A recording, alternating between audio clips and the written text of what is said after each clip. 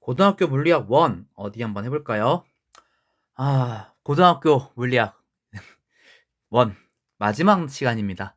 지난 시간에 빛의 입자성을 얘기하면서 빛이 파동이기도 하고 물질이 입자기도 하고 뭐 충돌도 일어나고 서로 간섭도 일어나는 이런 현상들 얘기했는데 말이죠. 정말 놀랍게도 빛만이 그런 게 아니었습니다. 오늘은 물질의 이중성 얘기를 하려고 하는데요. 드브로이는 아인슈타인의 광량자설을 듣고 이런 생각을 해봅니다. 파동이라고 생각했던 빛이 입자성을 나타낸다면 반대로 전자와 같은 물질도 입자들도 파동성이 있지 않을까라는 생각을 하게 됩니다. 그렇게 물질파 이론을 펼치게 되고요. 그때 파동성을 나타낼 때 파동을 우리가 물질파, 드브로이파라고 불러요. 그리고 드브로이는 다음과 같이 그 식을 세우는데요. 그때 파장은 운동량을 플랑크 상수로 나눠준 값이다. 운동량 m 곱하기 질량 곱하기 속도로 플랑크 상수를 나눠준 값이다. 참 뭔가 허무맹랑한 얘기 같기도 합니다. 빛이 그러니까 나머지도 그러지 않을까? 파동을 생각했던 게 입자라면 입자 생각하는 것도 파동이지 않을까? 그냥 바꾼 것 같다는 생각을 하는데 이게 또 실제로 검출됩니다. 데이비슨과 거먼은 닐켈 결정에 전자선을 입사시켜요. 그리고 입사한 전자선과 튀어나온 전자가 이루는 각의 분포를 알아봅니다. 그랬더니 54V로 전자를 가속한 경우 각도가 50대일 때 전자수가 최대가 돼요.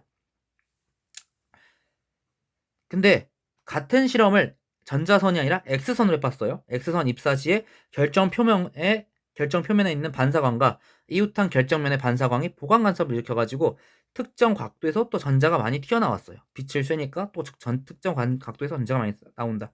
광전 효과에서 나온다. 그리고 X선의 파장을 조금씩 바꿔주면서 이 특정 각도가 아까 전자선을 입사시켰을 때랑 똑같이 50도가 되도록 맞춰본 거예요. 그랬더니 그때 예측되는 전자 파장과 물질파 이론에서의 전자 파장이 같은 거죠.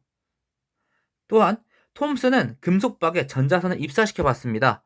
그랬더니 그 금속박 주위로 회절무늬가 생겼어요. 회절무늬가 생긴다는 건 무엇이냐? 전자선 역시 파동이라는 거죠. 그리고 이것은 X선을 입사시킬 때와, 그러니까 즉 전자기파, 파동을 입사시킬 때랑 또 똑같은 회절무늬가 나타났습니다. 즉 물질의 입자도 파동과 입자의 이중성을 동시에 나타내요.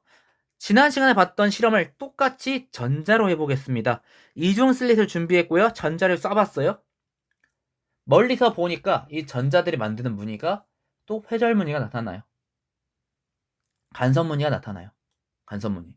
전자들이 결국 무슨 소리냐? 전자를 하나씩만 쐈는데도 불구하고 전자들을 막 따다다닥 쐈는데 전자총으로 막 하나씩 막 따다다닥 쐈는데 멀리서 보니까 어떤 현상 어떻게 이해할 수 있는 거야?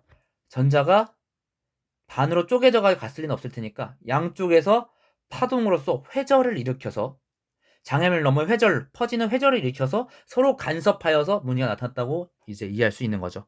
하지만 기술을 발전시켜가지고 역시 전자가 어느 구멍을 통과하는지를 보려고 장치를 설치했습니다. 그랬더니 또 틈 너머에만 전자가 쌓여요. 즉 물질의 입자도 파동과 입자의 이중적인 성질을 나타내고요. 또한 우리가 관찰하는 것이 그 이중성을 깨뜨려서 파동성이 나타나느냐 입자성이 나타나느냐 둘 중 하나만 나타나는 것이죠. 모든 물질은 파동성을 갖고 있습니다. 하지만 이게 실제적으로 어떤 옛날 15세기, 16세기에 많이 얘기했던, 그리고 전기와 자기에 대한 그 연구가 막 진행되지 않았을 당시에 많이 연구했던 고전적인 물건들, 그냥 우리가 앞에서 그 뉴턴 운동 법칙으로 설명했던 그 내용들에서 파동성을 우리가 관측하지 못했던 이유는, 그러니까 우리가 진짜 보고 있는 책이라든가 여러분 보고 있는 지금 컴퓨터, 휴대폰, 텔레비전, 이 물체들에서 혹은 공에서 파동성이 나타나지 어려웠던 이유는 아까 말했던 물질파 이론에 따르면 파장이 너무 작기 때문에 관찰이 어려운 거죠. 알파 입자, 헬륨 원자 핵인데요. 그 정체는 질량이 매우 작고 속력은 되게 빠르지만 그 곱슬 해주면 플랑크 상수가 굉장히 작은 값이기 때문에 대충 맞아서 파장이 1 곱하기 10의 마이너스 14제곱미터 정도 나타나요. 골프공 질량과 속력의 곱이 굉장히 큽니다. 플랑크 상수에 비해 매우 커요. 파장이 굉장히 작고요. 지구 같은 경우에는 파장이 굉장히 작죠. 지구 역시, 골프공 역시 모든 물질은 다 파동성도 동시에 갖고 있어요. 하지만 우리가 실질적으로 관찰하기 어려운 이유는 파장이 너무 작기 때문에. 그리고 만약에 전자의 속력을 조절한다면, 전자의 질량은 일정하니까 전자의 속력을 조절한다면 운동량이 조절될 거고요. 플랑크 상수에 비해서 파장이 낮아서 분해능이 커지는. 우리가 파장을 조절할 수 있겠고 그걸로 인해서 분해능까지 조절할 수 있겠죠.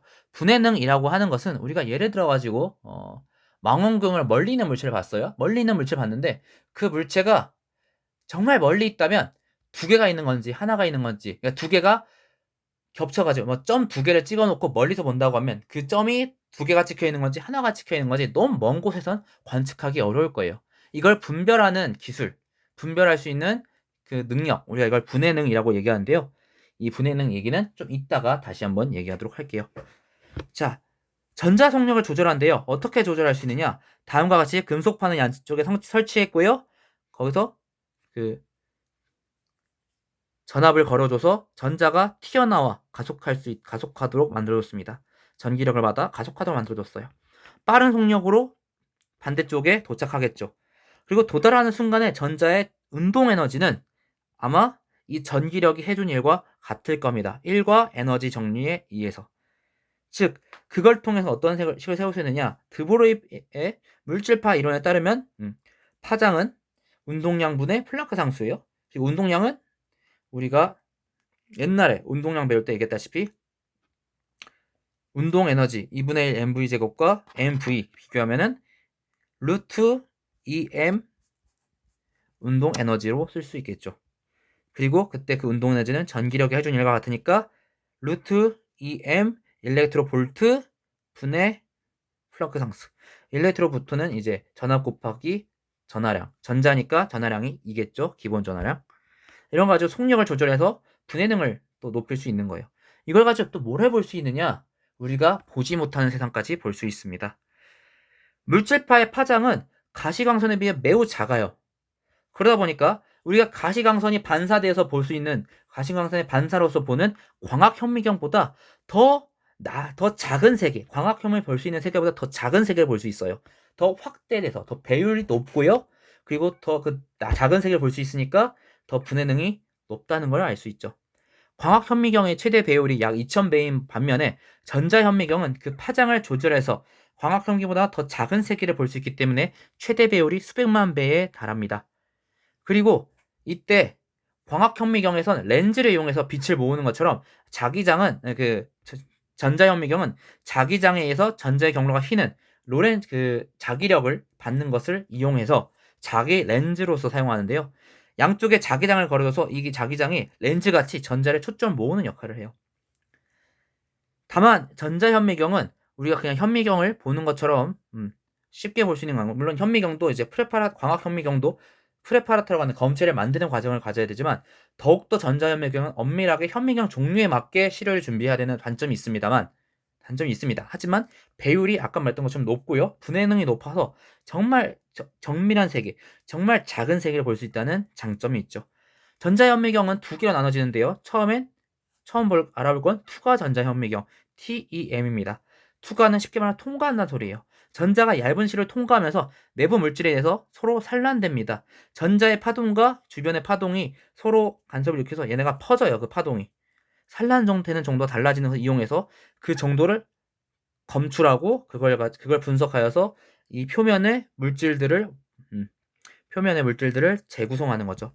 만약에 시료가 얇지 않다면 전자가 통과하는 동안 얘네가 속도가 느려지고요. 속도가 느려지는 만큼 파장은 커져서 분해능이 매우 떨어지게 돼요. 영상이 흐려집니다. 그리고 평면 영상을 관찰할 수 있다는 특징이 있죠. 얇은 시료이기 때문에 평면 영상을 관찰할 수 있어요. 그 다음에 또 다른 전자현미경은 주사전자현미경을 부르는데요. 주사전자현미경은 전자선 시료 표면 쪼일 때 시료에서 튀어나오는 전자를 측정하는 거예요. 전자선 쪼일 때 그 쪼이는 데이비스 건머 실험에서 봤던 것처럼 쪼이면은 그 표면에서 또 시료가 튀어나올 거란 말이에요. 시료에서 전자가 튀어나올 거란 말이에요. 그 전자들을 측정하여서 또 재구성하는 겁니다. 시료는 전기 전도성이 좋아야 전자가 전자선을 받고 또 다른 전자가 튀어나오겠죠. 그리고 생물 시료의 경우에는 전기 전도도가 높은 물질로 얇게 코팅함으로써 그 표면이 어떻게 생겼는지를 보는 겁니다. 그 TEM, 투과 전자현미경에 비해선 배율이 굉장히 떨어져요. 배율이 좀 떨어집니다. 하지만 표면에 3D 구조를 관찰할 수 있다는 거. 이 전체 모양이 어떻게 생겼는지 양방향에서 쪼이고 튀어나오는 거를 재구성함으로써 3D 구조를 관찰할 수 있다는 거. 입체적인 구조를 관찰할 수 있다는 특징이 있습니다. 우리가 일부러 투과 전자현미경과 주사 전자현미경의 구조는 여기서 보지 않을 건데요. 투과 전자현미경 통과합니다. 즉, 그 보고자 하는 시료를 놓는 데가 있고 그 밑을 또 전자가 통과하도록 되어 있다는 거죠. 그리고 그 시료 밑에 검출기가 있어야 될 거고요. 주사 전자현미경은 바닥에 있어가지고 시료가 바닥에 있어서 거기서 튕겨 나오는 것들을 측정하는 그런 장치로서 구조가 되어 있다는 것을 아시면은 나중에 여러분들이 공부하시면서 전자현미경의 구조를 보았을 때 좀 이해가 좀 더 쉬울 것 같습니다. 오늘 얘기는 여기까지입니다. 물질의 이중성까지 참 많은 얘기를 했어요. 우리가 물리학 1에서 맨 처음에 운동에 대해서 얘기를 했고요. 그리고 에너지에 대한 얘기를 하면서 열에너지 얘기했고, 그리고 시간과 공간에 대한 얘기, 특수상대성 이론, 그리고 전기에 대한 얘기, 자기에 대한 얘기, 그리고 파동에 대한 얘기, 그리고 모든 얘기들을 다 아우르는 파동과 물질 두 가지 성질을 띠고 있는 빛과 그리고 입자들에 대해서 얘기했습니다. 파동과 입자성 둘 다 갖고 있는 물질들. 정말 놀랍게도 이제 물리학이랑 굉장히 어려운 내용은 맞는 것 같아요. 하지만 이 내용들이 정말 이 일상생활 속에서 어려우니까 우리는 멀리 있다는 것이 아니라 우리 일상생활 속에서 우리 생활을 너무나도 편리하게 해줬고 또한 우리의 일상생활을 너무나도 진화시켜줬고 너무 많은 발달을 불러일으켰다는 것은 참 우리가 생각해 볼 만한 얘기인 것 같습니다.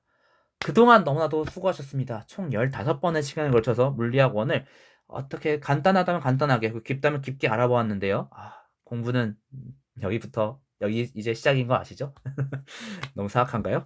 자, 그동안 너무나도 고생하셨습니다. 이 내용들을 차근차근 생각해 보시고 여러분들 스스로 한번 정리해 보시면서 여러분들 스스로 표현해 보시면서 물리학에 대해서 좀 더 알아보고 생각해 보고 또 공부하는 시간들이 되었으면 좋겠네요. 너무나도 수고하셨습니다. 그러면 다음엔 과학 어디부터 볼까요? 다음에 뵙겠습니다.